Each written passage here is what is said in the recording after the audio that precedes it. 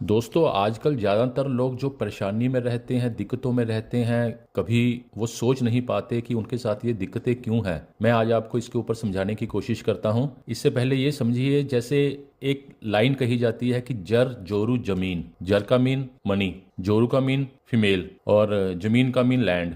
जहां जर है, इन एवरी कॉन्टेस्ट समझना है इसको कि जर mean money, money mean money, health, wealth, respect. In every contest, इस कॉन्टेस्ट में जर में ये चीजें आ जाएंगी कि इसकी वजह से दिक्कत है। अगर किसी वकील से पूछा जाए कि आपकी जो वकालत है वो किस चीज पे चलती है, कि इतने जो केसेस आते हैं वो किस बिना पे आते हैं, तो वो कहेगा 3 ही कारण है जी, जर जोरू जमीन, इसकी ही लड़ाई है, इसके लिए ये केसेस हैं। इसी तरह मैं वो समझाने की कोशिश कर रहा हूं कि अगर किसी व्यक्ति को दिक्कतें हैं तो वो दिक्कतें क्यों हैं उसकी लाइफ में, वो क्यों फेस करता है। बस उसको ध्यान देना होगा 3 चीजों की तरफ, लालच, दबाव और स्वाद। यही 3 ही कारण हैं किसी की भी जिंदगी को डिस्टर्ब करने के लिए या डिस्टर्ब हो रखी है। ये 3 कारण हैं। व्यक्ति को पता ही नहीं चल पाता, वो दिक्कतों में धंसता चला जाता है, वो देख ही नहीं पाता। अगर आपको ये देखना आ जाए कि जो मैं काम कर रहा हूं या किसी दबाव में कर रहा हूं या किसी लालच में कर रहा हूं या किसी स्वाद की खातर कर रहा हूं, तो वो दिक्कतों में आएगा ही आएगा। बस यही कारण होते हैं, तो इसी चीज को समझना है। स्वाद मीन इन एवरी कॉन्टेस्ट,